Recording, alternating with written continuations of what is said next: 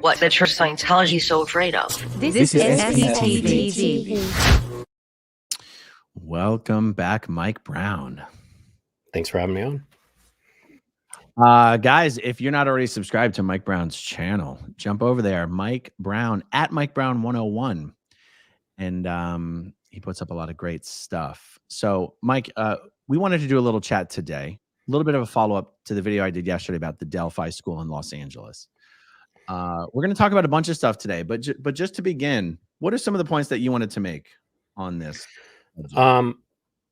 Well, I see, anyway, thanks for having me back, but I see three main areas where Scientology cannot hide from the crimes that they're doing. And I think there's irrefutable problems with what exists there. It's with regard to elder abuse, which is a large component of what my channel is, sharing my mother's story. There's child abuse, and then there's labor trafficking. And I think the labor trafficking, you could then also almost apply to the first two as well, with both seniors and children. The seniors and children being the most vulnerable portion of our population, and the one that Scientology takes advantage of, either to work to death or to get people in when they're still very young and impressionable to then become part of their Sea Org workforce. And even probably in the class 5 organizations, the lower level organizations that are delivering Scientology, which is where you found yourself before you joined the Sea Org. So I think that those are kind of the three areas that I think Scientology needs to be held accountable. But with regard to your video that you did last night talking about Delphi and the abuse that has been going on there and was covered up and exposed, I thought two things are very interesting and need kind of to be elaborated on or just highlighted. One, Delphi Academy is one of the primary recruiting pools for Scientology's Sea organization.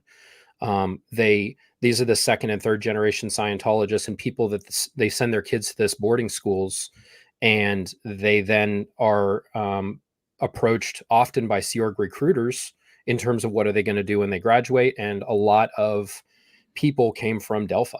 And then another thing that I thought was interesting with respect to the administrator, like the headmistress or the principal for Delphi, doing that puff piece about David Miscavige. On how wonderful David Miscavige is. So this is supposed to be a high-level educator for a private school. David Miscavige is a high school dropout, as are a lot of us that ended up in Scientology in this organization. So here you have this educator that's trying to get people to come to her school, who's doing this POW video for this cult leader who has never finished school. It's just like that. When you marry the things up together, you're like, this doesn't even make any sense. So I thought that was at best humorous, and I couldn't help but say something about it, because every time why miss an opportunity to trash David Miscavige? I mean, it's anyway. It is, you can tell he never went to school when you read the dispatches that he writes. I tried to read his handwriting. Because I had seen a lot of these things, because I was in a position where I was actually like supposed to enforce his orders and run around and get compliance on them. So I saw a lot of handwritten stuff, and you kind of get used to like the doctor's crappy handwriting kind of thing. That thing was illegible. It was so bad. And any pharmacist that would receive that in terms of an order for a patient, if they were trying to fill a script, they'd just have to reject it. I mean, that's how bad it was. And I don't know, maybe it was in like Sanskrit or some like ancient language, but I couldn't read it. It was bad. If anyone's wondering what we're talking about, on the community tab of my YouTube channel yesterday, I posted a dispatch that Mike Rinder had sent to David Miscavige, and David Miscavige wrote a handwritten response on it. It is completely illegible. All day, and I posted it so that people could give me their best guess on the deciphering or translation of it. All day I've been getting emails from people with from former Sea Org members who know the lingo, who know, what it might be likely to say. And it's hilarious. You can't read it. This might be a good use for AI to be able to like actually translate that and to turn it into like a usable dispatch or response. It might only be able, like maybe a supercomputer can crack it, but I don't think the human brain can. Anyway. So you wanted to talk a little bit about your story and how you ended up in Scientology in the Sea Org. I did. I've covered minor parts about my story, but in terms of kind of laying it all out there on my early childhood and how I ended up in Scientology, we use these terms like second generation Scientologists, and different people have different opinions about the terminology we should use. But basically, the long and the short of it is those of us who were either brought in as children or were born into Scientology, or whose children were or whose parents were born into Scientology, we're at a unique disadvantage in that we're brought into a situation that we never decided to be there for ourselves. And I would say that and I'm just estimating this, the attrition rate on those of us who were born into Scientology when we actually grow up to a point where we're in our mid to late 20s, our brains have fully developed, we start jumping off the iceberg as fast as possible. Sometimes a little bit later, but when we actually kind of come to our senses and endure the abuse for long enough, we all end up out for the most part. Maybe 90%, 95% of us are out of there. I've a lot of what I'm going to go over, and I'm sorry if I seem a little bit anxious about it. This is a lot to kind of talk about and go over, but I don't think I was able to fully appreciate my situation from the point of when I was a child until I had kids. My kids are now, my youngest ones are about 8 years old. I have twins, and my oldest she's about 11. And when the youngest kids at 8, that's 7, 8 years old, that's when my parents kind of got into Scientology. And then my oldest child now, that's when I was brought to the Sea Organization. So it's reflecting back on that now. I think when we think of ourselves when we're younger, I kind of had this picture in my mind that I wasn't nearly as young as I actually was. And now that I have kids and have very much decided to make sure that they are not going to have the kind of upbringing I had, it's terrifying to me. It is super scary to think that I was in a situation that, like, I would never put my kids in the situation that I found myself in. And then when I start reflecting back on my early childhood, there's a lot of emotions that have been buried and repressed that I've never been able to talk about with anyone. When I left, I kind of reinvented my life, and I'm around no kind of Scientology. I'm like, I live in Pennsylvania. I am far, far away from anything that is remotely close to Scientology. And as such, all of my Scientology friends are, a phone call away or something, but it's not like you pick up and talk to your friends about your early childhood. But as I Right. reflected on these, it's been hard. And I think it's important that I share these, if only to elaborate on just another one of the many methodologies that have been used to get kids into this cult, and then the results of some of those things, and how we find ourselves there. So we'll see. Hopefully it isn't too clunky as we go through this. Yeah. I think it's interesting when you say you look back on, when you remember your own youth, you think of yourself as being older at those times than you actually were. And I go, I was 15 years old when I finished my training at Flag and was fired back to be full-time staff member at Philadelphia Day Foundation combined orgs. And when I think back to that age, I think of myself as a grown-up. I think of myself Right. as a Yeah. full-grown adult. And I was 15. My oldest daughter right now is 17. And I still think of her as a kid because she is a kid. 17-year-olds Yeah. are kids. She deserves to be a kid, and so did we, and we weren't allowed to be. Yeah. Yeah, it's a lot. So just to kind of frame this and not to get too long-winded, but just a little synopsis. So my mother grew up in a very large family. She was a Catholic, and they were not very well off. They were immigrants from what was Czechoslovakia, now the Czech Republic, and they came, to the United States looking for a better life, and very Appalachia, not very well off at all. Very big family, and the kids were kind of fend for yourselves kind of way that a lot of our parents probably were raised at that time. But by the time she got involved with my father, she was just out of high school, probably 18 years old. She had never been involved with anyone before, didn't have a boyfriend before. And my father was a very dominating personality, at first very charismatic, I'll just say up front that he is a malignant narcissist, but as such, these people are they easily kind of draw you in, and then once they have you under their control, they control you very, very closely. So she ended up getting involved with him, but when I think about it, and when I've talked to her about it, because she has a lot of guilt from these things too, I'm thinking, Mom, you were again 17, 18 years old. That's about the age that your daughter is, Aaron, now. Like, that's when she got involved with this guy, and then ended up living with him for 21 years.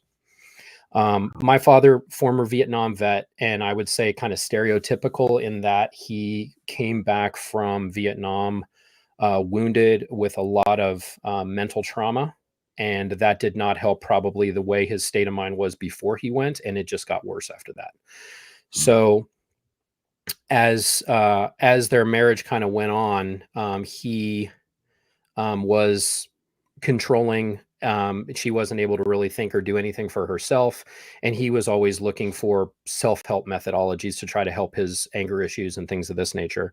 After they were married for about 10 years, I was born. My mother didn't think she could have kids, but she was very happy to have me. And my father didn't actually want children. So it was kind of off weird in terms of the relationship from day one. So as such, when I was very, very young, a lot of this I don't have memory of, but the way children are treated when we're very young actually establishes the way we then interact with the environment as we get older. There's a lot of psychology textbooks that talk about this, the importance of a nurturing family life when you're young. It was an abusive household. I don't really want to get into the details of it, but safe to say that I needn't have my father around my children. But this is how things were the entire time that I was growing up. Lots of yelling and fighting, screaming in the home. I have a lot of feelings very young of a lot of fear. And at some point around when I was about 7 years old, it was probably about 1983. My father got involved in Scientology, and he very much clicked with all of Hubbard's writings and teachings. And I think it kind of, they're kind of a similar kind of personality in that they're very grandiose, kind of larger than life when they're in a group, but behind the scenes, very controlling and narcissistic. And he very much loved that. And he drug my mother into it, and they all got involved with the local Scientology small organization, which is referred to as a mission. It's kind of works under a larger organization in the Denver area. It's the Denver Mission. So in this location, it was actually being staffed by a lady named the mission holder was Martha Wells, and her husband and Beckett Wells he was a guy that I ended up working with at Golden Era Productions. I know Beckett. He was about 14 years old when I was about 7 or 8. And I knew him. His from parents Denver. ran the mission that your parents got on lines at. Yeah, Martha and Rex Wells. Martha ended up joining the Sea Organization and worked under Guillaume Lasserve in Exexstrata. And later my mother would do the same thing. So when the family is then all going down and now interfacing with Scientology, the thing about Scientology is you are always there and you're always working there. You're always coming in and you have to show up all the time. It's one of these things of the constant control. So as opposed to family weekends or playing with my friends, now all the time was spent down at this mission as my parents are getting services there. So I was put on communications courses and as a child, doing the TRs, the training routines. This is when you sit in front of another person and stare at them for a while. And then it gets up to this thing called bull bait, which is kind of learning to sit there and not react as somebody is verbally abusing you. So I can remember at the age of 7, this is the first interaction I have, aside from profanities my father might have yelled at some point, of profanity directed at me. And then also things of a sexual nature being directed at me. So the person that's bull baiting you is an adult, like a male that's then talking to me about sexual situations to get me to react. And if you react flunk, you're not supposed to react. So it almost indoctrinates you as a kid to endure that type of treatment. And that's what my first interactions with Scientology were. I also got some auditing. which was, I think they refer to it as a life repair. I'm 7 years old. I don't know what they were fixing exactly. And they gave me this thing called the INT rundown. I don't know At why I 7? got it at 7. Well, it's because when I Oh got my life God. repair, I had this kind of like blown out feeling, like just euphoric. And they're like, oh, he probably went exterior, meaning left your body and had, you know, an external viewing of your body or something. So they put me through that. So around this same time that I was going through these things and starting to receive the Scientology auditing at a young age, because it's all very introspective. It's like you're being asked questions about things that are very, you know, make you think inside of your head. And as a kid, I just remember it being very confusing. I started having night terrors around this same time. And I would wake up just absolutely terrified, not understanding what was going on. And my parents would come in, and it was hard for them to calm me down to get me back to sleep. This was happening for weeks and weeks and weeks and months. And since while I was getting this auditing. So the auditing stops at some point, but then my father at night, when my mother would be working down at the organization or there doing services, he would decide to put me on the e-meter and continue to try to audit me on what it was I was having nightmares about, to get me to recall past lives and all this sort of stuff. As a 7 or 8 year old kid, it was very disorienting and I hated it. Wow. So Scientology in general would view that sort of behavior as squirreling, meaning you're altering their technology. You're not allowed to practice Scientology in that way, but he was doing that. He thought that he could fix it. He would always tell stories like him and Hubbard were friends in a past life, and he remembered this and that. It was, as a kid, you're sitting here listening to this, and you know, I don't know. Tell me if this is your experience as a kid. You put your parents up on a pedestal. You kind of create this picture in your mind about your parents probably being better than they deserve, because that adds a layer of safety as you, for you as a child. Like you can say like, hey, my parents are great in these ways, because it helps reinforce the safety that I wasn't otherwise getting. And I was very much doing that. So, um, anyway, the next kind of memories I have, my father then kind of gets involved with another woman. Aside from my mother, apparently through their entire 20-year marriage, he was consistently kind of, you know, sleeping around outside of the marriage. And my mother would keep taking him back. You know, she was kind of in this abusive relationship. I've asked her many times, like, Mom, why would you not leave this guy? I'm not going to use colorful explicatives that I want to, but and So you became she, aware of this because your mother was aware of it. well, this was at the point where I wasn't aware of it before this, but he was having these relationships, and now he was deciding he was going to divorce my mother and move in with this other woman. So it was now an existential crisis in the family. So later, more recently, my mother and I, Rosemary, we've had a chance to actually talk and discuss a lot of these things, which has been a real gift to be able to process it all. And I've been able to ask her a lot of hard questions, and she's been able to explain to me a lot of things that I was never able to piece together. So a lot of this comes now from a point of, you know, being informed, being able to piece together other things in my childhood that were just confusing memories and stuff that have actually kind of come together like a bunch of Legos.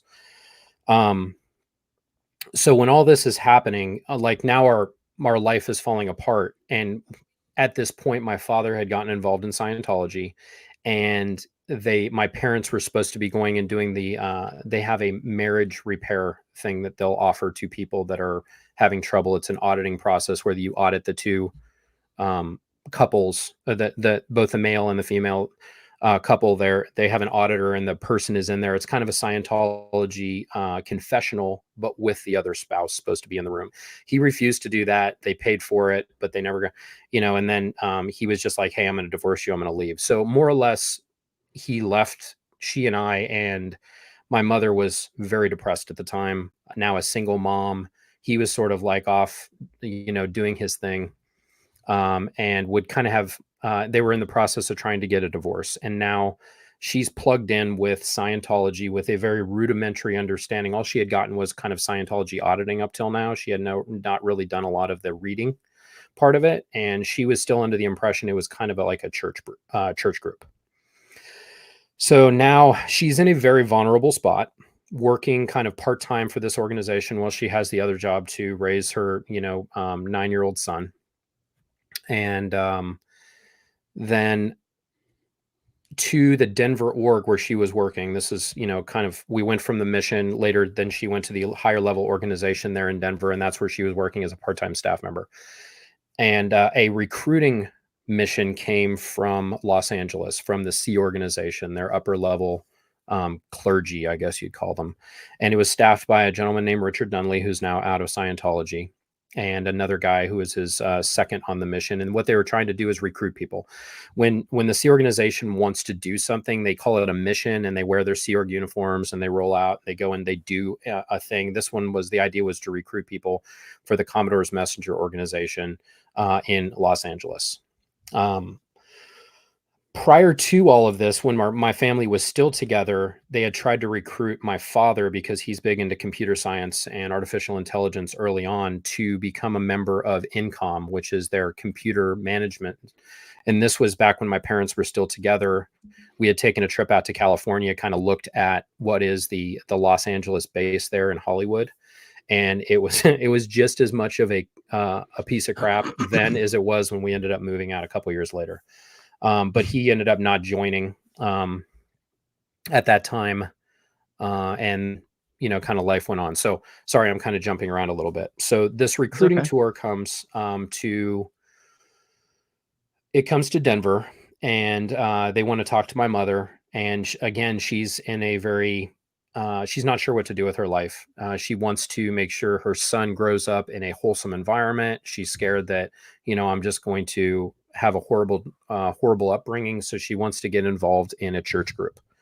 Can I ask you a quick question? Please. At that time in Denver, are you in a public school, or are you in some sort of Scientology private school? I was still in a public school. We lived in Golden, Colorado. I was in a public school, Fairmont Elementary School.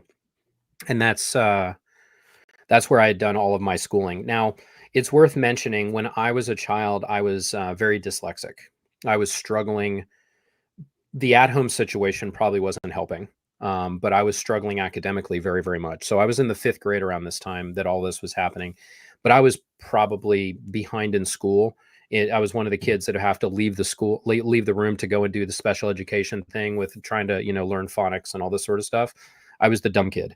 So that was, that in itself was hard. Plus all this other things happening. No one really worked with me when I was a kid. Like now that we have children, we're like involved on the day-to-day, like, how was school? What are you doing? Let me see your homework, sit down, do this stuff. Like this like interaction that exists with our children never existed with me. Not to say that I wouldn't have still had those same struggles, but I very, very much did at the time. And this is going to be important to see how this plugs in when we go to California. So long and the short of it is, my mother gets recruited. And during this time, she kind of thought that she was joining a church group. And what the picture in her mind was a little bit more like a Christian church group or something that would be similar to that, even though she knew it was Scientology. But she had a different picture in her mind about what that was. When they come and do the recruiting, they're also showing up in their Sea Org uniforms. It all looks very official. And I remember being brought in and being shown all this paper, all these, flyers and stuff, and being asked if I would like to join the Sea Organization. And my mother's like, I'm going to be doing this, Michael. Are you going to come with me, or are you going to? So I was recruited when I was that old to be in the Sea Org, 9 years old. And I didn't know what I was doing. I was used to seeing military propaganda, and that was a normal kind of thing in my household because my father was a retired Marine officer. So for me, I saw the Navy. It looked like something that I was getting into. It seemed legitimate. They use a lot of the symbology that they tie in with the armed forces recruiting for the Sea Organization. And as a young kid that was into, Knight Rider and G.I. Joe and MacGyver and the A-Team, that sounded great to me. So, and it also, like, what am I going to do? Not go with my mother and end up living with my father?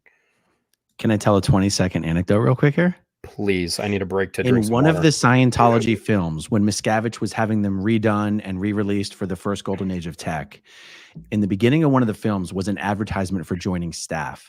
And it started out by showing a kid drowning in a lake and a mom freaking out and a guy like hearing what's happening and running and diving in to save this kid. And it's like, if someone was drowning, would you help? And then it showed this thing. And then it goes, what if it was a whole planet? I And it was remember like this boom, campaign. boom. And it showed the Earth. And I remember seeing that as the first time because we were all watching this film as staff members. Mhm. And I remember watching this thing like, oh my God, we are amazing.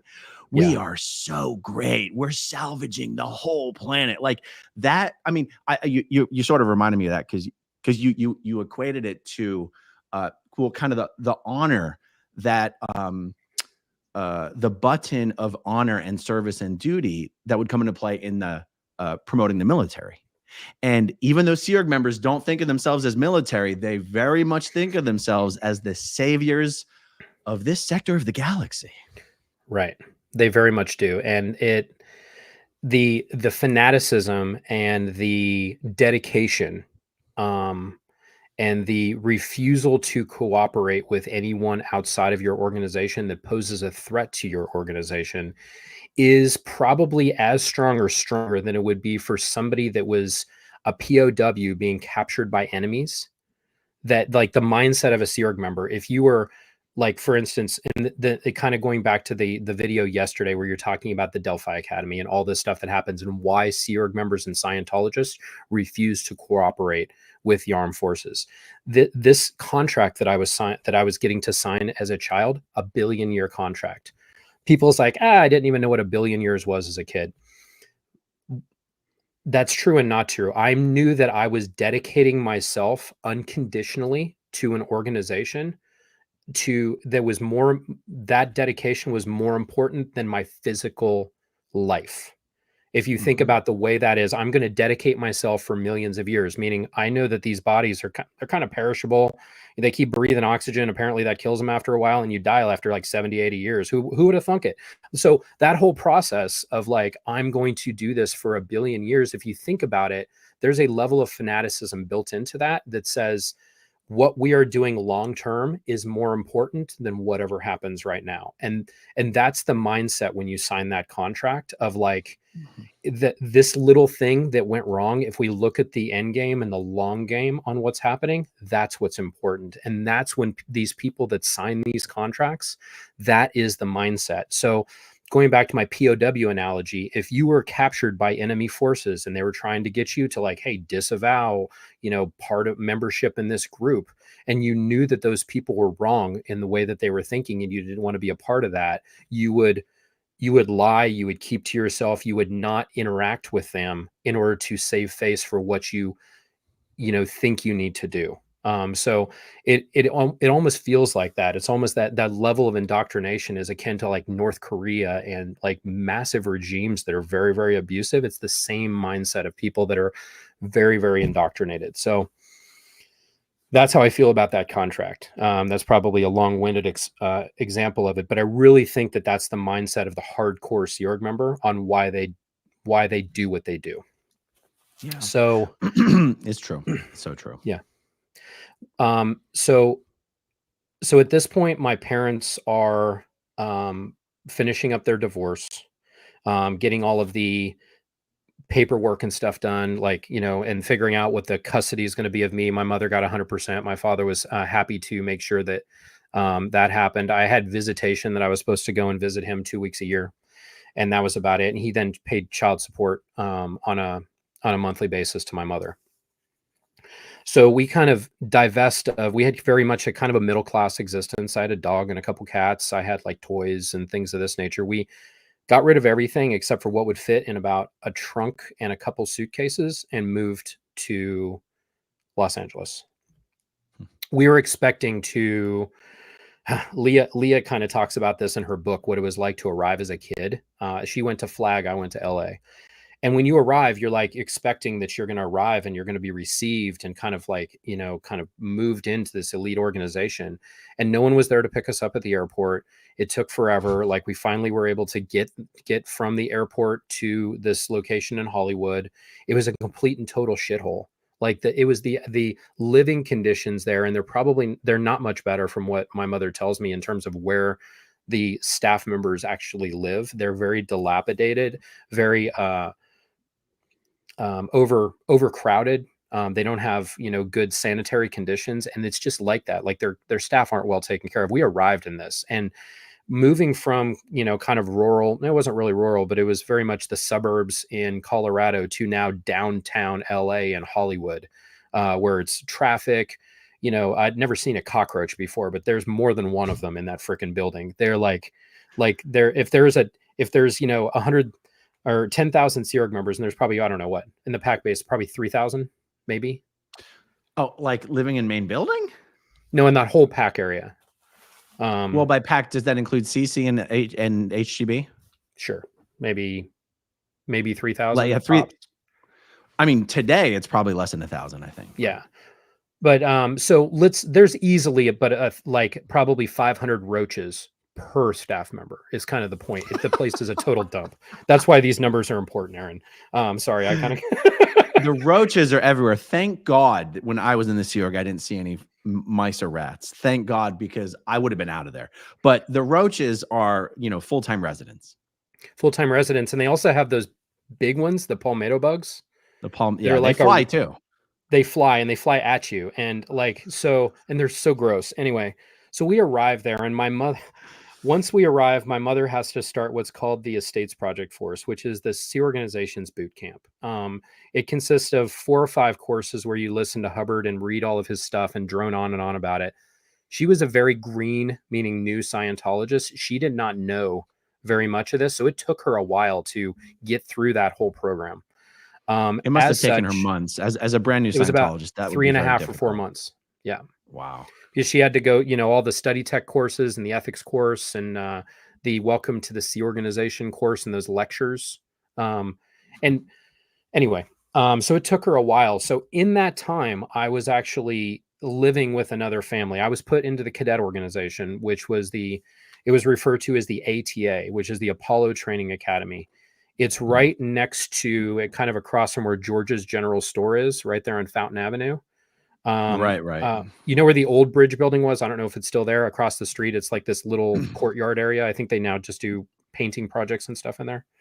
That was where all the kids were all day long. That was the Apollo Training Academy. You would all be in there, and it was like a concrete front yard with a fence around it. And I'm like a 10-year-old arriving, just plopped into this. And my mother, there was no my mother taking me there. She dropped me off with this other family, and I lived with this family on the floor in their apartment on a mattress on the floor until my mother got done with EPF. Oh, so you weren't even yourself staying in Sea Org berthing?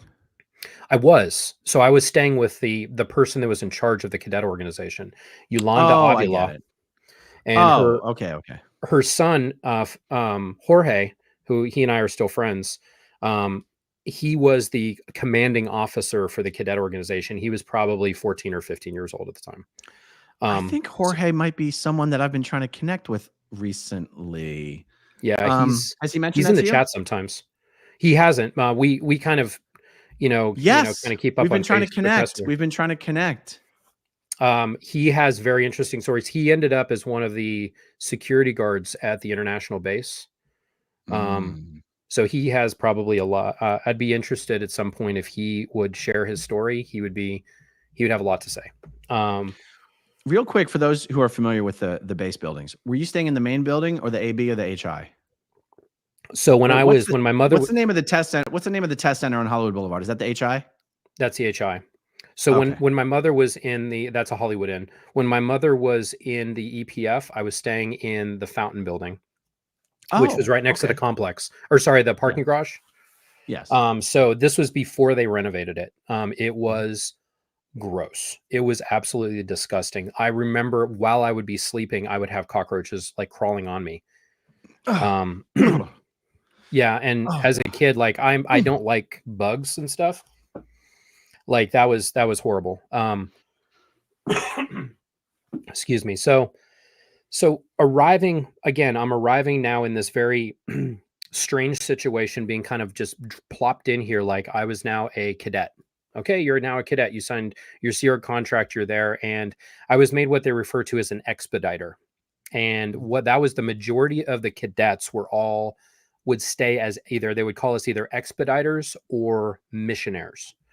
And what we would then be required to do is we would go and do odd jobs around the Scientology organizations. Like, for instance, one organization could say, hey, I need a bunch of stuff cleaned out, or I need filing done, or I need something done of this nature.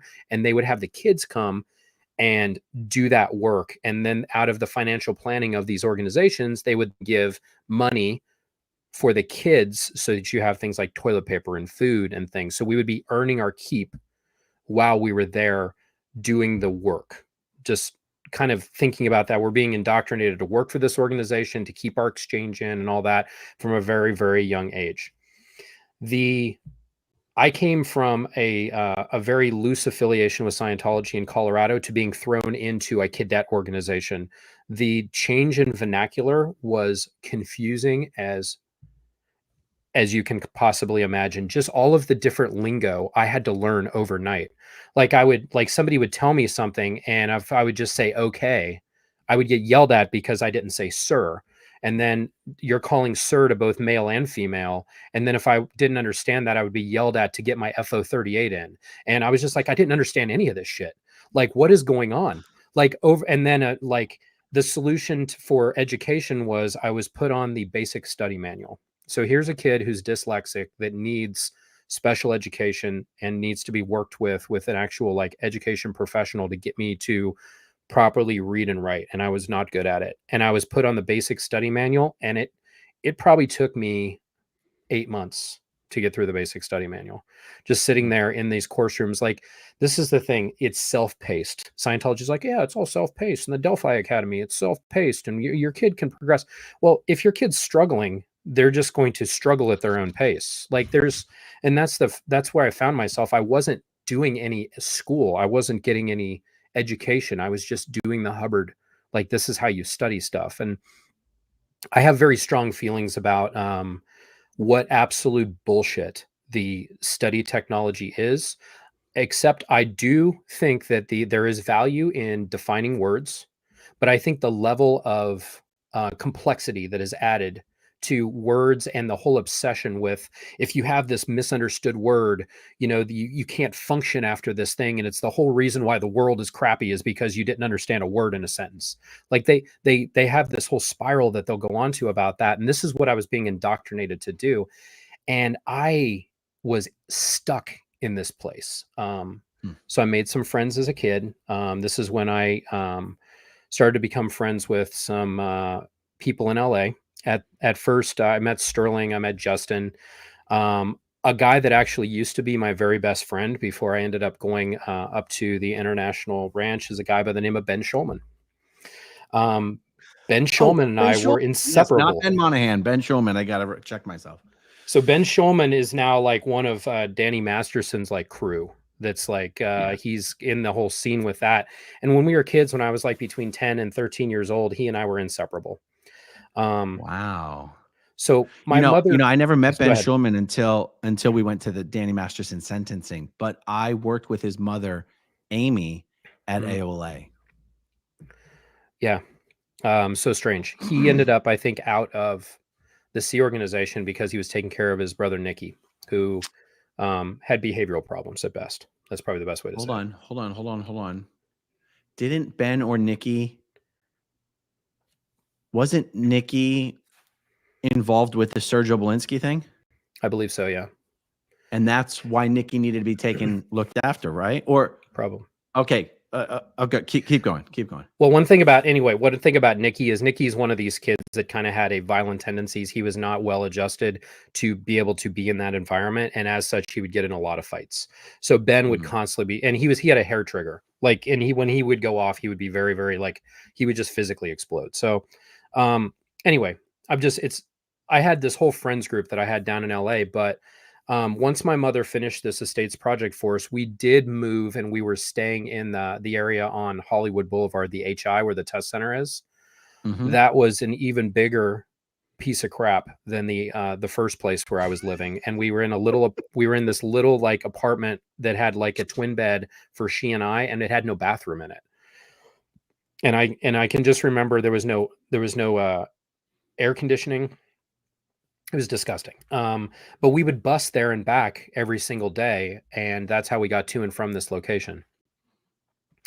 at a certain point, my mother, she's now working in the marketing unit. She ends up kind of moving up to the international base after her boss, Ronnie Miscavige, she was working for him, got moved up there as well, and she was his secretary. So she goes up to this international base, and I stay in LA. This is after I had been there. We had been there for about 3 years. At one point, she was getting the Hollywood Inn was such a piece of crap. She was getting this money from my father for child support, so she rented one of those apartments that's directly across from the American Saint Hill organization. You know, those little like there right as you walk out the door to Asho, there's like little apartments straight across the street. There's like a pink building or something. The one on the bottom floor, that was where we lived for a while. For about 8 months, she rented that place so we would have a place to live. And we stayed there until she went up to the international base, which is in a secret location, not to be confused with Gilman Hot Springs, California, right outside of Hemet and San Jacinto, if anyone's interested in looking. So she goes there. I don't know where she physically is. And I am now plopped in with another family to live in their living room yet again, but now I'm 13 years old. Can I ask a question? Yeah. At that time, how did they explain to you why your mom was being sent away, but you weren't allowed to go with her? So at the international base, there are no children allowed on it. So at the LA base and at the like the base in Clearwater at this time, I don't know how it is now. I think they've kind of gotten rid of the whole children thing with the cadets and all that, because who would have thunk that it would have created a bunch of problems like the ones I'm telling you about right now. But the at the international base, it's just the upper level management and Golden Era Productions that are there, and there are no children that are allowed to be there, except for a couple minor allowances. I think Hubbard's granddaughter Roanne was there, and I'm pretty sure Casavius was there. Casavius Tabioyan, his father Andre was Hubbard's driver. So aside from like some people that were kind of connected directly to the Hubbard family, there were not children allowed at that property. So when she was going up there that was a reason. And then also we were told as children, you have not been cleared, like authorized and received the security clearances to go to the international base. So we're talking about children. Like, what do they think we're like? We have some sort of state secrets or something? Like we have like we've been like running guns. Like, I'm not sure what they thought we needed to be cleared for, but that was the two reasons. That's so funny. Until you just said that, it had never crossed my mind that if you're dealing with a child, what is the point of clearances? That never even crossed my mind. Well, this is the thing, like all of these people, if you think there's insanity built into all of this sort of stuff. You literally have people, they are so, after the whole FBI raid that happened and with the Guardian's office back in the day and people ended up going to prison, they got super paranoid. And they were always scared in the Sea organization about people infiltrating, like the government's going to infiltrate us to find out what we're really up to, which then begs you to wonder, like, well, why are you scared about that? Like, if you're scared about it, usually people are scared of something because there's a reason to be scared. And anyway, so the paranoia is because they know they have issues. But they kind of get everyone in the mindset of like, these government agencies and things of this nature are trying to find out what we're doing because they are against us helping the people of the earth. So the people there think like the cops are bad, the FBI is bad, public, officials are bad, and we need to control that narrative, and we can't trust any of them, and they could be trying to infiltrate our organization, even if they're children. This is the level of like thought modification that occurs in that group. And now I've been living there about 3.5 years, with the annual exception of going and visiting my father for 2 weeks, which he would then be fun dad, and we'd go and take a camping trip and do something cool, and then he would send me back to the shithole that I live in LA. Like, hey, see you next year, kind of shit. Like, it was good to see you, Dad. So check this person's asking, and it's interesting that we're talking about this property because later this evening or tomorrow, I'm going to do an interview with this guy whose Twitter handle is called like a Film the Police LA, and he goes outside the Hollywood Inn, the test center. And he stands outside when they're handing out the flyers to try to bring people in. He's like, don't go in. It's a cult. Don't go in. It's a cult. They just want your money. Don't go in. And it's a cult.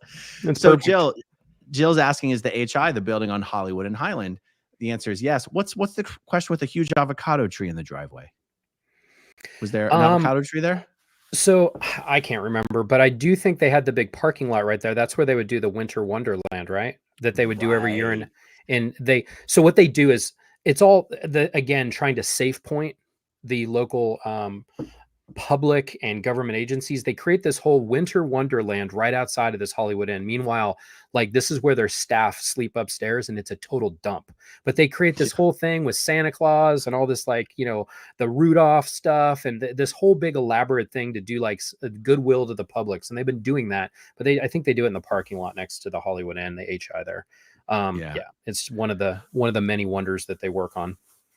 By the way, guys, on both of our channels combined, we got about 1,600 people watching right now. Do us a favor and hit that like button. It seems to help with notifications, is the word on the street. Okay, so let's pick it up. I interrupted you there a moment ago. So we were talking about why your mom was being sent away and you had to stay. So then what happened after that? So there was so I wasn't the only child in this situation. There were, I think, out of all of the staff members that were up at this base, this international base, where Golden Air Productions and International Management was, there was just short of probably 90 children who were living in Los Angeles while their parents were up at this base. So this was not unique to me. It wasn't unique to Taryn and Benjamin Rinder. It wasn't unique to Justin and Sterling and Jenna. It wasn't unique to, and then there's dozens and dozens and dozens of us kids that are down living with other families because our parents are at this secret property that's a good 2-hour drive away from where we are in LA. We would only see them on the weekends. They would get off late Saturday night. They'd come down and spend their, what is referred to as their clean ship program. They give their people Sunday morning off for church, which really means you're going to have that time to do your laundry and clean your stuff, and before you have to go back to work on Sunday at noon. That way it gives the perception of like, hey, we take the morning off on Sundays. You know, it's kind of this whole tie-in with what other churches do. But the international management parents would come down on that Sunday morning, and that's the only time during the week that we would see our parents for a couple hours in the morning, and then they had to do a 2-hour drive back to that property to be there by like 12 or 12:30. So you got a couple hours either in the evening or in the morning with your parents, and they're commuting big time in order to be there. And a lot of kids, many kids, did not have their parents even come and visit them. Like they would be like, hey, I'll maybe see you like once a month or something like that. And so Rosemary did a very good job of coming at least once a week to see me, as did the Renders for the most part. I think Kathy probably more than Mike, because Mike's always doing his OSA shit at the time. But the Miscaviges also tried to see Jenna and the kids. And that was kind of what our weeks were like. I remember a couple times, like when I was a kid, and we would just be there, and then our caretakers or the other family, we'd have to just go back to them. I remember Ronnie and Biddy leaving, and Justin and I were off on the side, and Jenna was probably 5 or 6 years old, maybe 6 or 7 max. And she was, there was underneath the parking garage, this is over on Edgemont, the gate started to, like, as he was going out, the gate starts to open and she's riding on this gate. And she's just this little girl riding on the gate. You know, it's kind of fun. But as the gate, it's like running right up against a block wall. And one of her knees was through the bar, and it pinned her leg against the wrought iron and the wall, and it jammed the gate in there. And like she was screaming. And anyway, and then Ronnie jumped out. He goes and runs over there, and like, you know, dad on adrenaline, he like pulls open the bars and pulls her out of there. It like fractured her leg. Anyway, this was a particular shitty event that happened, but this is like every week when our parents leave, it's like that honeymoon phase of you get your parents for a couple hours and then they leave again. And that's just one particular memory that always sits in my mind, because Justin and I are like trying to run around to try to help and push the gate back. And anyway, it sucked. But the point being, aside from like that particular event being what it is, every week when they would leave, they would then be gone again, and it would just be like, my parents are gone, or my mother's gone. And then you kind of go back to your normal routine of doing whatever you do in LA, working at the cadet organization. But because you had such a short amount of time with your parents, if you had problems or issues or things that you needed to talk to them about, it's just you have such a little bit of time, and you're not supposed to, make problems for your parents, and it's all just a short amount of time. You don't want to waste it. So there's never any open space to be able to say, hey mom, I'm not happy here, or I don't like it here, or we're never being checked on what we're doing educationally. It was just like kind of free range kids then until next week. So eventually there were a couple of security events that happened in LA. I think that there were some local shootings that happened that were unrelated to Scientology.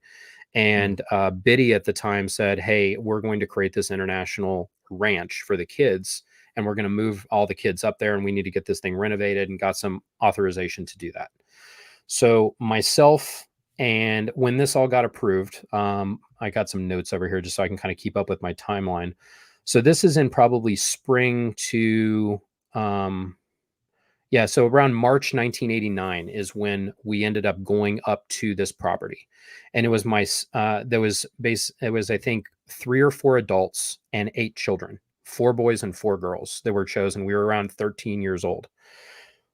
And we weren't necessarily chosen because our parents were the highest ranking, although for Justin, that was true because Ronnie and Biddy were pretty high ranking. Taryn was one of them as well. Mike Rinder and Kathy were high ranking. But some of us others were just sort of like, our parents were kind of mid-level, either assistants or executives. But all of us kids were around 13 or 14 years old. And we were old enough where we could be gotten to do renovations. So we were brought up to that property primarily to fix it up for the other kids to come up. So we were used as the workforce in order to get rooms completed. And as rooms completed, more kids would come up. And this was kind of the process that occurred for the better part of the next 1.5 to 2 years, was the focus on renovations. It was, looking back at the time, leaving LA, and Sterling and I talk about this a little bit. It was so much better than being in LA. But what we were never doing was like a normal educational curriculum or anything for children. Like if we ever did study, it would just be Hubbard study. So here again, the kind of imposter syndrome that I have about, kind of growing up and being now an educated person, is at the time, I'm still the same kid that was struggling in the 5th grade when I was 10 years old, and is now 13, 14, 15 years old. Still haven't progressed any further along in my formal education than when my mother brought me out to California. So around the age of 15 is when we had gotten a lot of the renovations and stuff done there. I would still do the thing where I would visit my father for a couple weekends a year, or like 2 weeks 2 weeks annually. And everything's going pretty good. But the other kids that are my age, Sterling, Mike Norton, I think Justin, a few other kids, they were starting to be graduated, which is just a fancy word saying, hey, we're not going to have you at this ranch anymore. They were gotten through these interrogations and moved to the international base. Even when we were up there at this ranch, which is 15-minute drive away from where the international property is, we were not allowed to go to that base. We still, even though we were literally like co-located with it, we were not international level cleared to go there. So if we ever needed to drive past the property, we had to take a roundabout way. If the person had one of us kids in there, we'd never drive past Golden Era Productions, because God forbid we saw the property. And I remember once somebody just drove us through there, and we were all like terrified, like, oh, we're going to get in trouble. We shouldn't be looking at this. Like, this was our mindset. We were there. We're like, it's very freaking weird, but this is how we were. So some of these other older kids are now being gotten through their security clearances so they can go and work there. About 15 years old, they're going to graduate, and they go and start working there. But now I'm 15. But the reason they couldn't send me there is my father still had these visitation rights to me. Like I'm 15. Per the divorce decree, he's supposed to see me 2 weeks a year. And that's a problem for me to now work at that international base. So I was pulled in by security and said, hey, you need to follow suit with the rest of everyone else and get on board with what's going on. You need to handle your father. When you're going to go and visit him for the summer. And we had a trip. We were going to drive up to Alaska and camp and all this stuff. It was a lot of fun. But I need to deal with him so he understands that I'm not going to visit him anymore. And that was what security informed me I had to do. Which he wasn't in bad standing with Scientology at the time. He definitely is now, but he at the time he was just, it was considered like a nuisance, or what Scientology refers to as an external influence. My father would potentially influence my thoughts. I have connection to somebody in the outside world. If I'm up at that property working at the international base, it's a point of infiltration, which they were scared of. So I couldn't. And at this point now, I'm, for the last 5.5 years, I am literally being groomed to be a Sea Org member when I grow up. There was never an option on like, do you want to do this when you grow up? It was like, you will do this. Like there was no one ever sat down with us and said, what do you want to be when you want to grow up? I want to be an astronaut. I want to be a firefighter. You know, no, we were all going to be Sea Org members. There was no other options. If you had an aspiration, you had to figure out how that worked with respect to being a Sea Org member. Either that or you had to give it up. The same as when we were down in LA, but now we're just at this other property. The only time we saw our parents would be on the weekends. Sometimes they would come out and help on renovations on Saturday. Just so that the Sea Org members at the base could spend more time on post. I think that it's so that they could spend more time on post. They could have to commute down to LA less. Of course, when you had all those kids in LA that weren't being visited by their parents, that was creating like problems with those kids. And then it would then affect the parents. But ultimately, it would affect them not to the point of them needing to do something with their kid, but it's a distraction from the work environment. And that is always what they default to. The only reason why that whole property happened is because Justin Sterling and Jenna's mom, Biddy, wanted to be closer to her kids and had enough leverage in order to make that happen. Like it would have never happened if that woman didn't demand that it happen. And she was in an executive position as such to like a little bit of quid pro quo, like, hey, I'm working my ass off and, you know, never around or anything. And I'm doing these great things for Scientology. I need this or I'm fucking out of here. And I think that that's more or less my understanding, is she demanded that it happen. So, but looking at Biddy, she was brought up as a young child on the Apollo ship with Hubbard. She didn't receive a formal education. The other people, like Janice Grady was part of this, who's also kind of in the same situation as a young kid. She was no different than us. They didn't receive formal schooling. So it doesn't seem odd to Scientology parents who are themselves children in the Sea organization to not have their children receive a normal education because they never did. So I think there's a bit of like historical like repetition of what's going on with why that lack of education kind of persisted on. In addition to that, Hubbard has very strict guidance on what he wants these Scientology children, referred to as cadets, actually educated on. All of his stuff is, of course, what he wants the focus to be, but he would say, you're going to focus on reading, writing. Oh, look, it's doing the thing. Hey, reading, writing, and arithmetic. Hey, it's letting us both do it finally. Finally, got the new Apple updates. Like, yeah.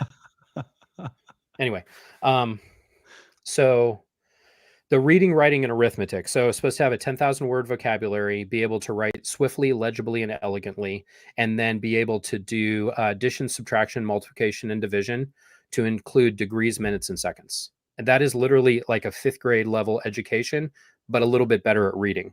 So when you like reading, writing, it's like, hey, just talking to me like, you know, a normal person would want to. I had 2 emotions occur at the time. It was complete fear, because I would be leaving the Sea organization, and that would mean I would be a suppressive person and would never see my mother again. And then also like a feeling of actually belonging to a family and not having to just be in this like communal living situation.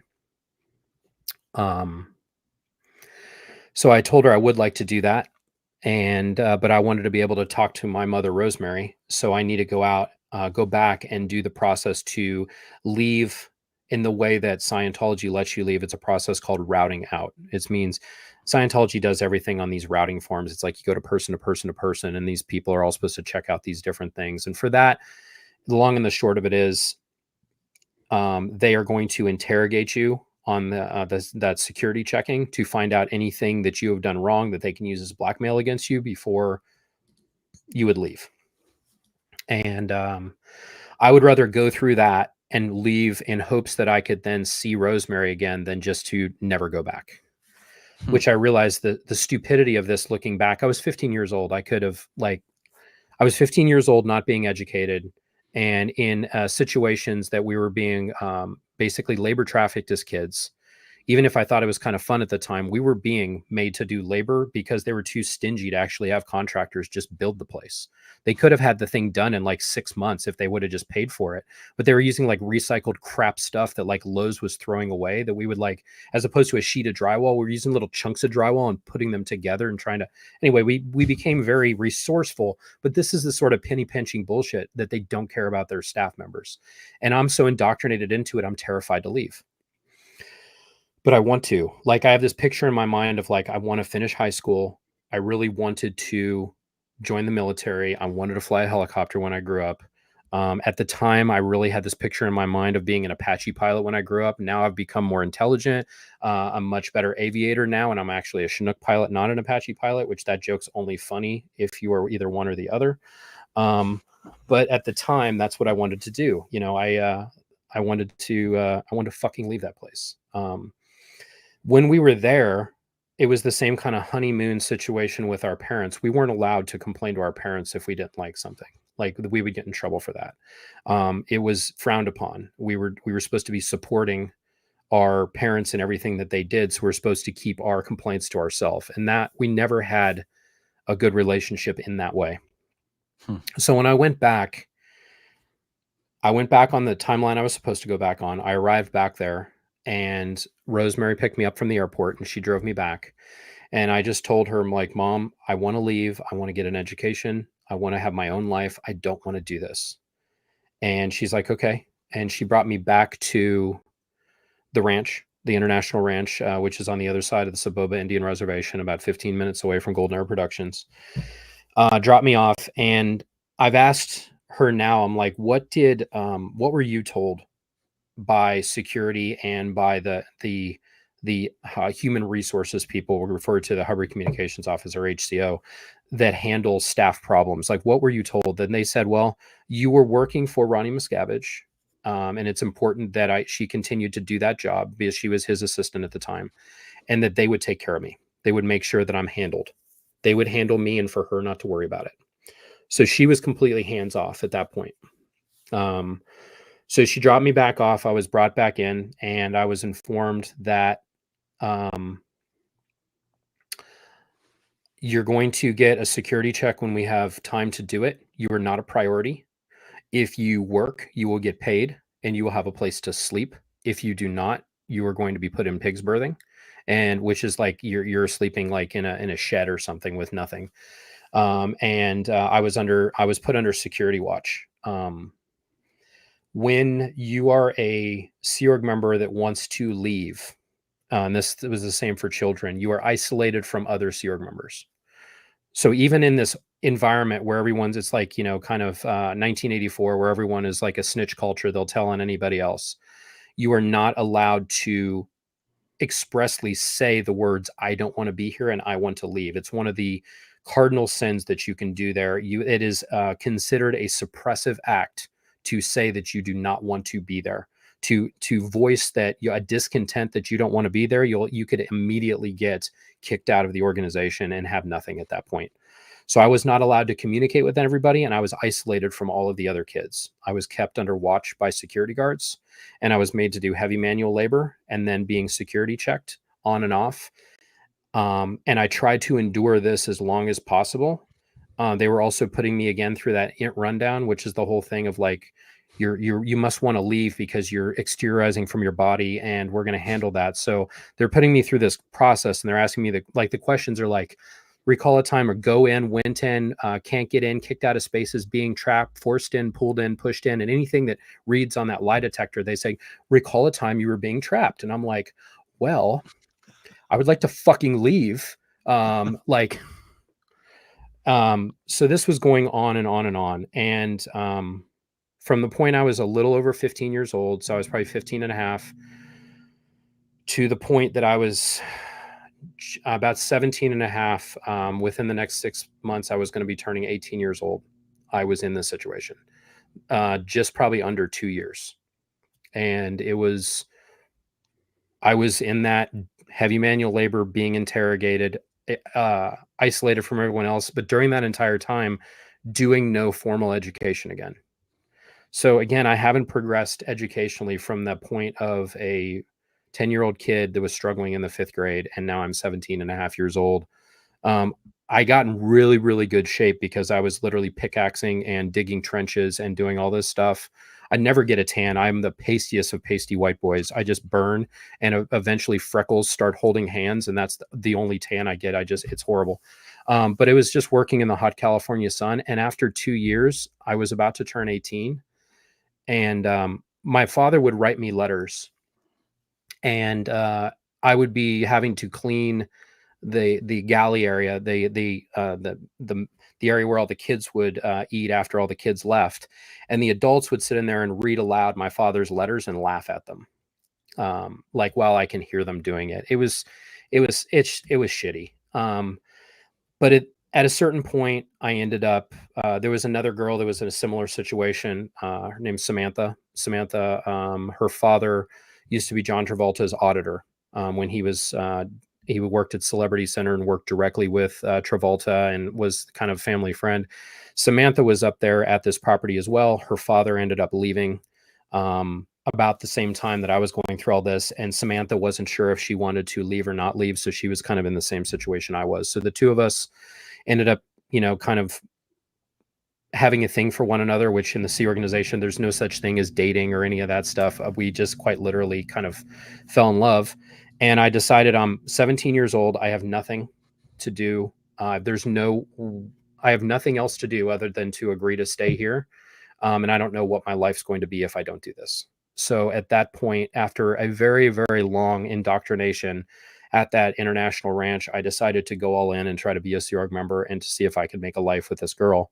And so I had been at that ranch property for the better part of 5 years, 5.5 years, 2 of which I was more or less a prisoner. And I was then made to be a staff member at that ranch, and eventually gotten through these international clearances before I was then posted at Golden Era Productions. Megan and I did a video several weeks ago on her channel where you mean Laura FM? Yeah, I'm sorry. I knew her as Megan Anderson, but it's Laura. So Laura FM and I, if you guys haven't seen this, it's worth, you can either watch it on my channel or hers. If you watch it on hers, go and subscribe to her. She deserves it. We had a very uncomfortable conversation that was very important for both of us, but I think it was important for her so that she could voice her frustrations with me, and me so that I could do right by somebody who saw me as part of the problem, because I'm about 10 years older than her. And she remembers me right as I was kind of coming off of this indoctrination wagon and like now going to try to be a Sea Org member. And like, I was just drinking the Kool-Aid at that point and trying to go all in on being a Sea Org member and trying to then enforce rules and all this sort of stuff. And she didn't have a great remembrance of me. And we sat down and talked through a lot of it. And it was hard. It was very hard for me to sit through. And I felt factually, after talking about all that, it was extremely introspective, and it kind of left me depressed because it's hard to look at yourself and realize that you might be somebody else's point of pain. And I had to confront that. And ultimately I felt better about it. And I'm glad that we had that talk, but it was pretty raw. So if anyone's here and they like some good high quality real life drama, there's a good video where we're taking the time to talk and heal and do that, but it was not easy. But that is kind of the person that I kind of started out at, and the person that I slowly became after being there. And I'm not trying to push my my responsibilities for any of my interactions with anyone else off on this organization. I'm just trying to lay in the mindset of where kids, when you're during this entire time, there's no contact with the external world. There's no TV. There's no letters. There's no magazines. That you might just have some music that you listen to, but you are very, very isolated. And this is the life of what exists for children. that's parents join Scientology when they were very young and are then indoctrinated into this, with their parents basically being absentee their entire childhood and being raised by the organization. And your parent is, it's almost like if you go and visit a family member that you don't see often, and it's like, oh, you know, I love Uncle whoever. And that's almost who you're like, you don't know your parents. Like, you don't have those, like, your parents aren't responsible for your day to day. They don't put you to bed. They don't deal with you when you're sick.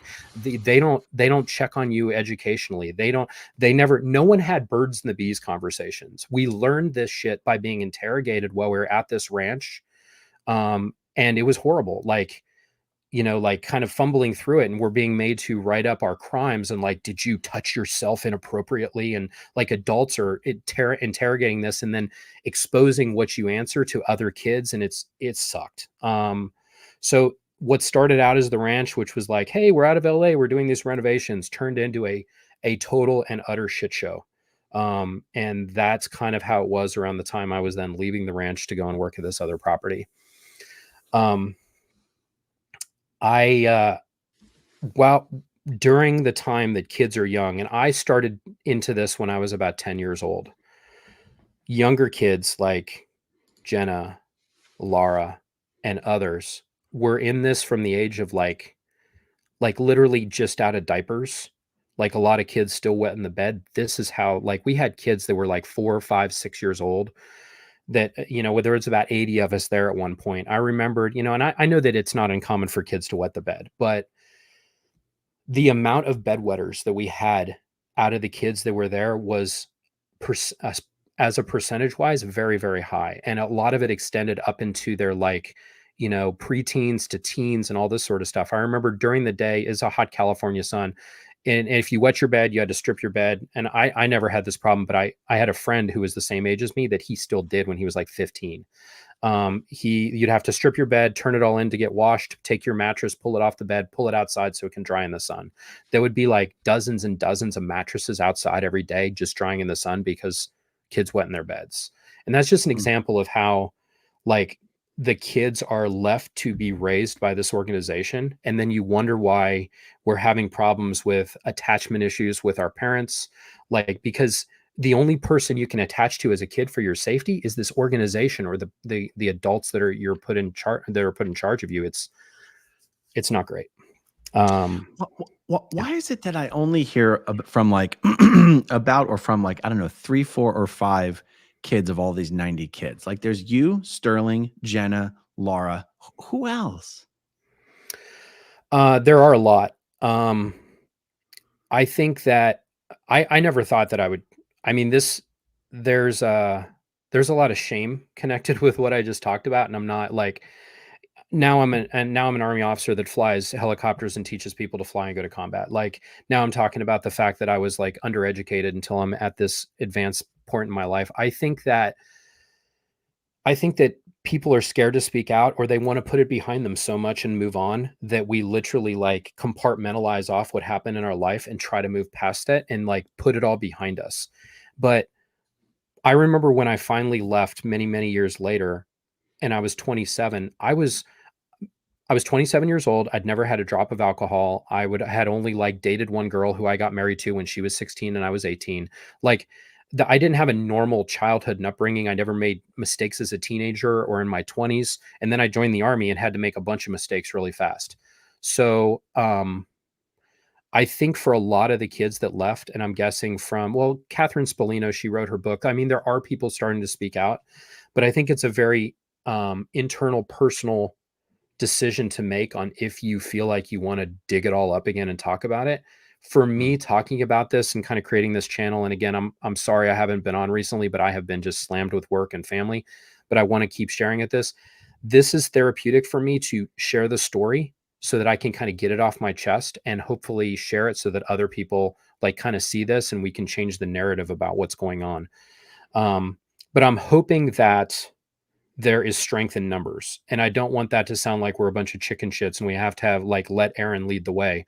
But I got to give you some kudos. Like, there were the original people kind of doing the videos. There were just a few of you.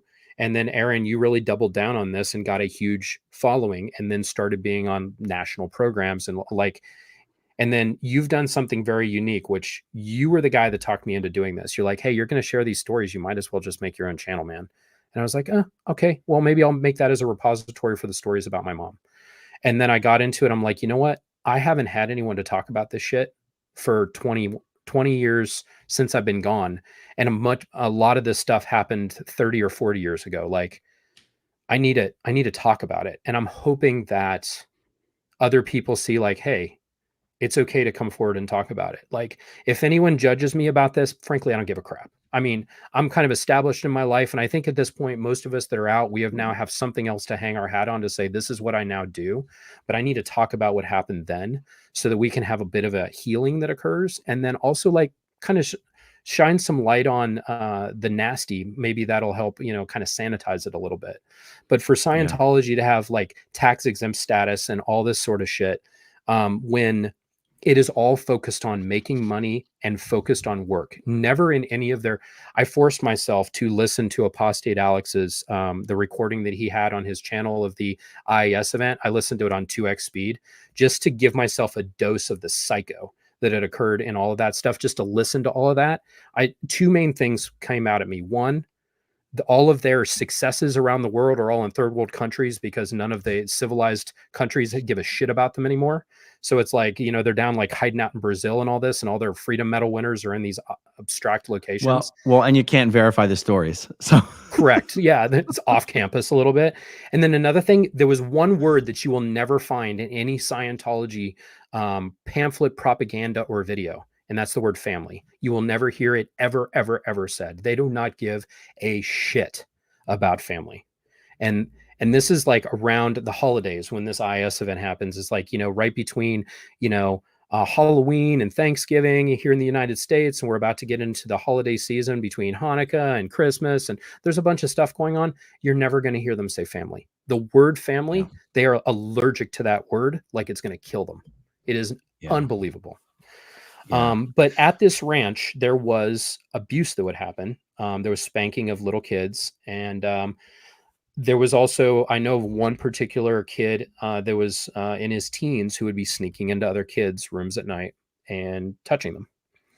And when the organization found out about this, I only knew about this because my ex-wife was one of the people that had to deal with this. But when the organization found out about that, their solution was to just get rid of him and send him off that property. But there was nothing done on any of the people that were victimized other than to like have them write up their overts and withholds or focus on what they were doing as victims to pull that sort of thing in. So the mentality in Scientology, like I can't overstate enough for the people that watch this. You don't need to elaborate or overemphasize or lie about any of these stories. They don't need embellishment. There is plenty to embellish on, just telling the details about it. So one thing I have not found is untruth in the stories that are being shared. And there's just got to be an emphasis about that. Again, going full circle, we have to focus on these three areas where Scientology has to be held accountable: elder abuse, child abuse, labor trafficking. And that labor trafficking applying to the other two as well. Yeah. So Mike, let me ask you this.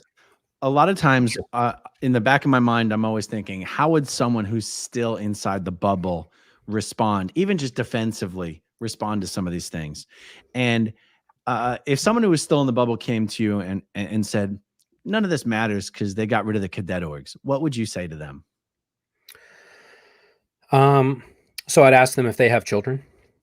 I would ask them, do they think that that's true because of their belief in Scientology and then their belief that they're going to come back and this life is unimportant to them because they're going to live for billions of years and do this mission for L. Ron Hubbard? I would ask them, what are you missing out on?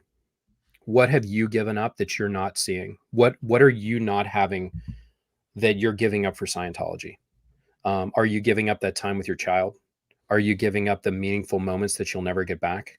Are you missing the opportunity to know a family member before they're gone? And then you're going to realize later that all of this is bullshit. And now that person's gone and you're never going to have that time back with them. It's a very it's a very personal decision when somebody has to come out and actually say, hey, everything that I've believed my entire life is a lie. Because the two things people really, really hate to be wrong about is wasting their money and wasting their time. And those are the two things that Scientology will completely 100% monopolize. So I think that that's part of the problem is people are so scared to realize that they are full of shit and they've been conned. They've wasted their time and their money and done something that they then have to face their own internal struggle on, like, what am I responsible for? Who have I affected negatively? And looking at that, I can tell you, as that conversation that I had with Laura, that was not fun. Mm. Like, it was important that I did it, and I feel better now, but I didn't feel better the next day. I felt better that she felt better, but I didn't feel good at all. And I think that that's what I think that the people that refuse to leave, I think that is what they're scared of. They're scared of what's going on in their head, and to be honest with themselves about it. Yeah. You know, I still think that people who are inside the bubble somehow allow themselves to believe that anything that's wrong at any echelon of management and at any time in the last 40 years is only because some big bad SP made it that way and David Miscavige hadn't yet come along to spot the SP and declare them and make it all right. I know that I, as a good little staff member and Sea Org member growing up in Scientology, believed that the international base was this utopia where no one had to run around worrying about stats Thursday before 2. No one had to deal with public. There were no flaps. There were no urgent things. Everything was just sane and everything was wonderful. And that belief is one of the things that kept me going as a good little staff member and a Sea Org member, that anything that was wrong is just something David Miscavige doesn't know about yet. What was your view as someone who not only grew up there as a kid, but then worked there as a young adult? I was just like, when I flipped that switch, like, I'm going to stay and I'm 100% in, it was all of this was happening kind of around the time when we were out at the ranch of the Eli Lilly campaigns against Time Magazine. All this sort of stuff was spooling up. The tax exempt status of Scientology had been regained with the big IAS event. Like, all of this is happening while I'm a kid that's trapped here at this ranch. And I see Scientology being, all I had seen is Scientology propaganda. And I was like, I'm wrong for having to leave or wanting to leave. And I just decided I'm all in. So when I decided to dedicate myself again, and they made me sign another Sierra contract, so I guess that makes me on the hook for like 2 billion years, if I do the math right. I did, like, I think just under 10. So anyway, I'm not good at math, so that's what you get. So at that point, I was so indoctrinated that I would believe it, and I would be right there. Like, when the German film crews, I've been corresponding with a guy that was the guy that that had one of the German film crews that came out to that property. I'm the year after I got out of this ranch, I was then working there. I was one of the people that were taking pictures of the film crew standing with the PIs and with OSA, taking pictures of them as they're trying to find out about that RPF that was out there and Vipka Hansen and all that.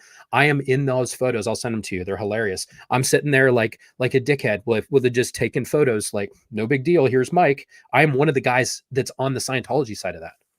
Is that the one where they drove in like the backhoe to keep them from backing their car out of there? Yep. I am in the video. I'm the kid. I'm the kid sitting there taking photos in the khaki pants. Oh my goodness. We were then following them with PIs and, like, you know, as they were around this property. And I was thinking, like, I was told at the time that they were there to harass the kids, and they were really trying to find out about the RPF. And I didn't even know that. But I was indoctrinated to the point of, like, now I'm on the other side and working for OSA and the port captain's office and all of that in order to keep us safe from the bad SPs. Wow.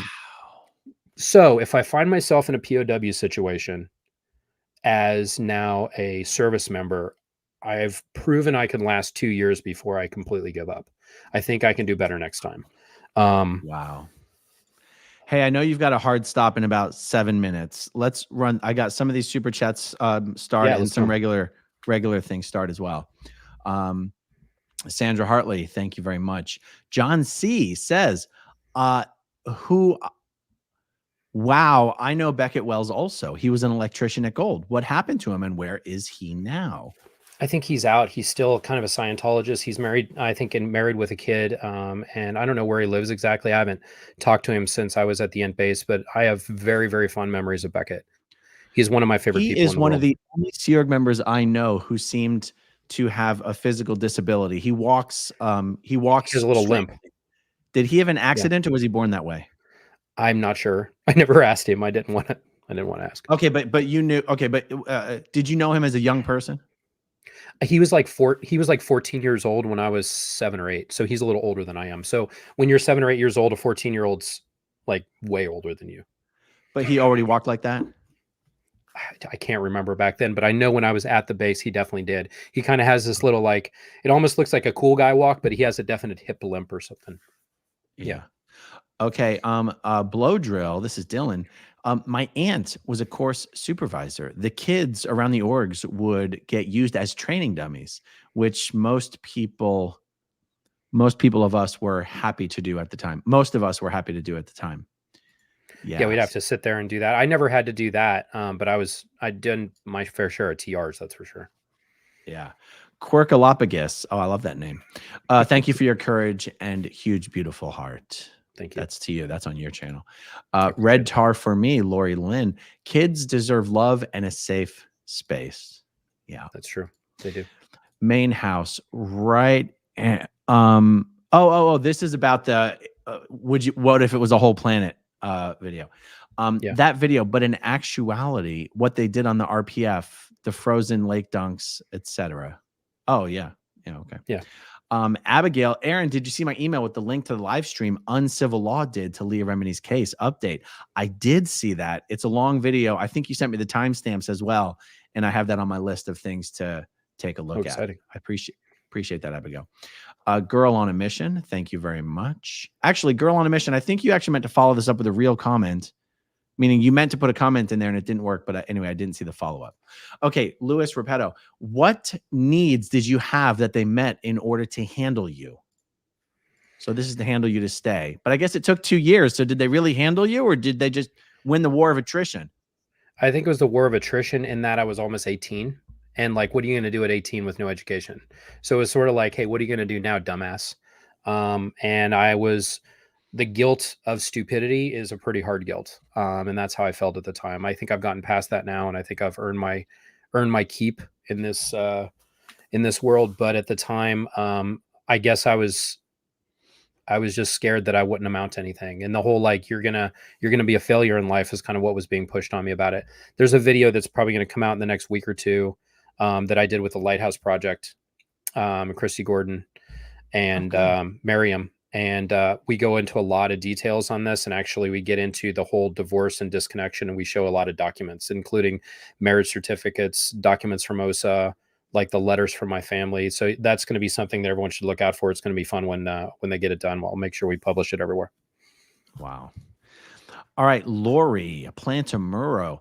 As a Christian black sheep child, I understand what you're going through. Have strength and stay real. You're helping people all over the world in all regions. Thank you. It's very nice. I appreciate that. Sarah S. Mike and Aaron, thank you both for your courage. In my experience, talking about the sources of shame can release it. I hope that is becoming true for you. Yes, indeed. Feels better than keeping I actually have it a question. I actually have a question for you on this subject. Okay. It is my opinion that people who use YouTube, the platform, as an opportunity to speak publicly about their own trauma, that is not an easy thing to do. It's also not an easy thing to do over and over and over again. And, you know, I've commented publicly on the fact that it's almost a decision I've made. You know, I do so many videos, and therefore it's actually very hard for me to get burnt out, because talking about Scientology in general to me is not emotionally exhausting. Talking about myself is. What do you think about that?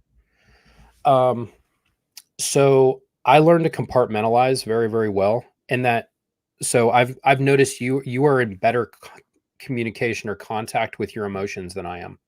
And I'm not trying to say that you getting emotional. You mean because I break down and cry at the drop of a hat? Yes, and I can't, like, I quite literally can't. I'm going to be honest with you. I compartmentalize so much. So for me, there's so many things I haven't talked about here, and covering them multiple times for me, and I'm just different in that way, it helps to desensitize it, because I'm pulling it out a little bit, and then I'll get hit with a flood of emotions, and I'll get like, you know, a little teary-eyed about something. I'll take a deep breath, and then I soldier up again and kind of go on and just stick it back in its hole. For me, this is an opportunity to kind of dig it out and do something with it, which I have not done, and I need to. So I hope to be at the point where I'm in, you know, I'm not emotionless, but I'm not, I compartmentalize way better than I should, and to a point that it's unhealthy for me. So this feels good. It's not easy. And at the end of this, I'm going to be exhausted. I'm probably going to sleep well tonight, and I'm going to have a bunch of fucking weird dreams about the Ant Ranch. But I'll get up tomorrow and I'll go to work, and I'll just keep on keeping on. Yeah, that's great. Because it did dawn on me recently that I'm encouraging everyone to do these videos, but a lot of the people who do the videos are talking about their own trauma over and over and over and over again. And I'm like, well, shit, that's not exactly what I'm doing. And I don't know. Sometimes I question whether it's wise to encourage people to do all the videos if that's what they're going to do, because that's not what I'm doing. And anyway, I figured I'd ask you about that. Like, I think, yeah, it's different for everybody. And for me, there's the benefit of talking about it, which is a personal benefit, but it also feels like, you know, when you do something, you're like, that made a difference. And I bet you felt that way when you came back from covering the stuff in LA with the Jane Does. You're like, that made a difference, me sharing something, and it was hard to do. And I'm not trying to equate those two things, but for me sharing this, I'm like, if somebody else can see, you know what, I got something out of that, I hope that that happens too. But I do feel better when I talk about it. And I don't want to do this as like, I'm a big victim, like, look at me and all this, but I do want to shed light on the fact, like, I'm one of many people that is jacked up in my own way, but I am not a uniqueness. And like my mother and her story, she spoke out, and she's not unique. She's unique in that she's sharing it and she wants to shed light on it to help other people. And that's great. But this needs to, like, people sharing more and more of this. Before, there was only a couple people that were out bitching about it. Now there's more and more. So I think it's going to become exponential. Hopefully it does. And we actually see real, like, public opinion changed is what I'd really like to see. That'll be the what is it? The subtext. SPTV. We're all out here bitching about it. Nattering. Guys, if you're not yet subscribed to Mike Brown's YouTube channel, you can find him at Mike Brown. Mike Brown 101 is how YouTube really likes to find that channel. All right, everyone. Thanks for hanging out with us this afternoon. Thank you, as always, to everyone who watches until the very end, and we'll talk to you soon. Okay, if you want to see my rock and roll songs, click right on this guitar. And if you want to see a different one of my videos,